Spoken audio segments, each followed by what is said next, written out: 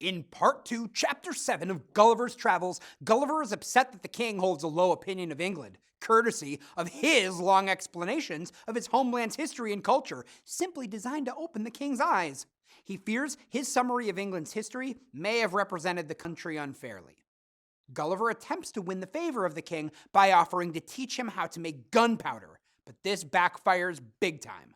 The king is so horrified to hear of something so destructive that he commands Gulliver to never speak of it again. Gulliver explains that the king seems to know very little about politics and does not seem to respect the process or demands of dealing with other countries. He does describe Brobdingnag's militia, indicating that the country has had internal struggles in the past. Gulliver criticizes the education of the people here in Brobdingnag for being limited to only a few subjects, even though Gulliver reads books in the kingdom. Gulliver naturally feels a need to defend his home country and seems nearly desperate to show the king that he comes from a civilized society.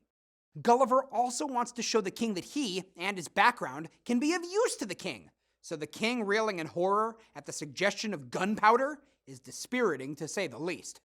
Brobdingnag's isolation comes into play here, as the king has no understanding of the political negotiations that take place between nations. The concept of voting, even in a limited sense, would threaten his absolute dominion. Government in Brobdingnag is kept simple, with the laws short and never criticized, which further illustrates the narrowness of the king and the people's thinking.